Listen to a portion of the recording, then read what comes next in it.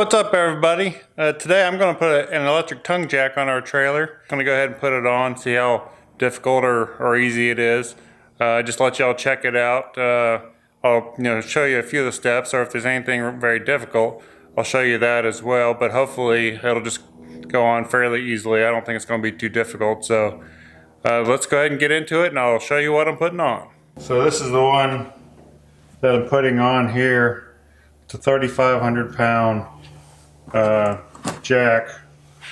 I hadn't even pulled it out of the box. Yeah, I did open it a minute ago, but doesn't look like there's really much to it. Just looks like it's just going to bolt on just like a regular hand crank jack, and wire it in. It does come with the hand crank in case the battery was dead, or in case the motor dies or something like that. So you can still put it up and down, in case there's an issue with that. But should work out pretty nice. Looking forward to having it. So here we go. Let's get into it.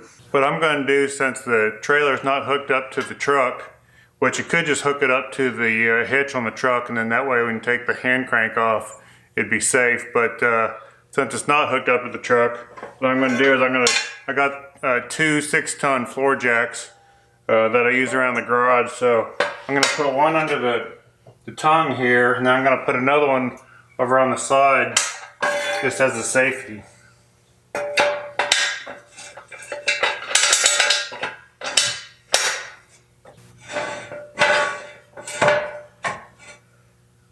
So I have one jack stand underneath the tongue here with the ball sitting on, then the other one I have underneath the frame on the other side.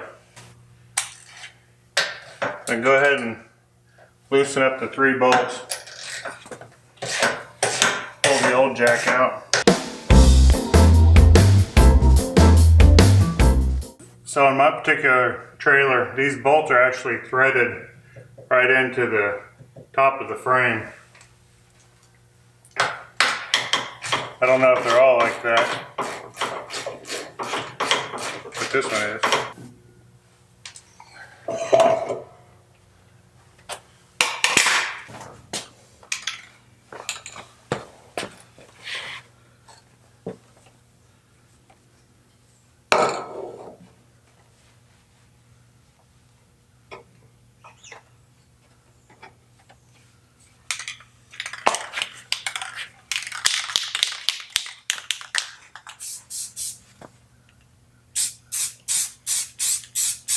I just wanted to go ahead and spray around where the old hand jack was, because just a little bit of rust underneath it. Just go ahead and wipe it down and spray it with some Rust-Oleum paint.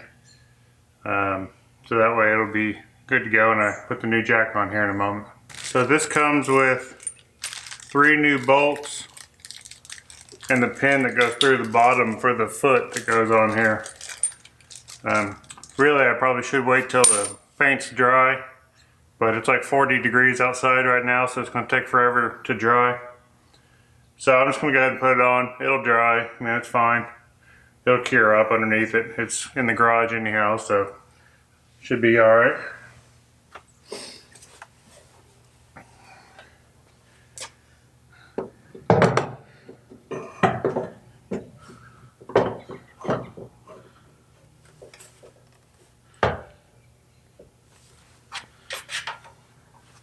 The new bolts and the old bolts. The old one is actually longer. I think I'm actually going to go ahead and use the old bolt. It's longer, and it's a grade 8 bolt versus the one they sent with it. I don't really know what it is. It does kind of have a little locking washer on it. It's not a lock washer, but it's got little ridges that kind of bite. But there's no actual grading on the quality of the bolt versus this one is. It's grade 8 bolt. So I think I'll reuse those. See if I can go find some washers. So I found 3 washers that I just had, so I'm going to go ahead and use those as long as they'll fit here. I could use the bolts that came with it. However, I just like the reassurance of knowing the grade of the bolt and how strong it is. And not knowing with the new ones, I'm sure they're fine, probably strong enough to support this, otherwise I wouldn't send them with it, but since I know, I'm going to go ahead and use the old ones.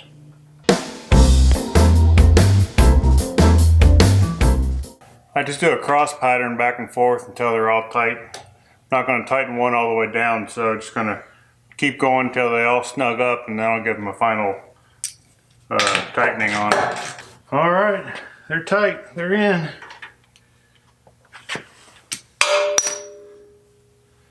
Now I just got to wire the power wire to the battery. So on our trailer, the battery is just inside the front tongue here. I think what I'm going to do is I'm going to run the wire down through here, hopefully, and back up to the battery. Here's where I'm trying to get the wire to go down through, but it's only about 1/8 of an inch gap, so it's a little too tight. And that's where the battery is.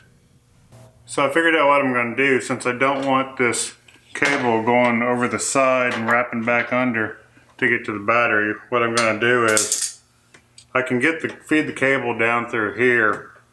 So I'm going to snip it here before the fuse, run the cable down through between the frame there, pull it back up to the battery, and I'm going to put a connector to connect the fuse back on it so that I can tie it into the battery. This electric jack did not come with any ring terminals like that, which I don't know why it didn't. It should, because it's got to connect to the battery. But thankfully I already had some. Actually, I bought these and kept them in the camper just in case. So they're actually coming in useful this time. So, and I got some heat shrink. That right now it doesn't quite fit around this two-way connector, but I'm hoping that once I squish it together to connect the wires that I can get this over it and heat shrink it to seal it up, but see what happens. I'm actually going to give this wire a tad bit more room here.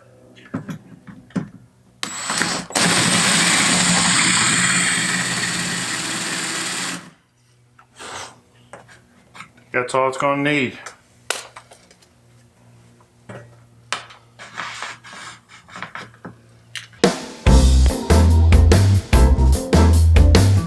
Okay, so what I've done is ran the wire down between the fiberglass and the frame. Ran it, you see it's sticking out down there. I just looped it around, tied it into with the same angle as the rest of the wires are coming out of the battery. So that way when I put the cover on, it should be okay. I'm just going to go back and put some zip ties in and tighten everything up and snug it down so it doesn't move, and should be good to go.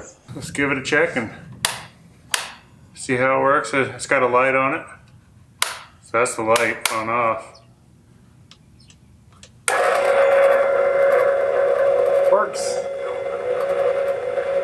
It's slow. Almost all of them are pretty slow, but it's better than hand cranking if you gotta do it several times, that's for sure.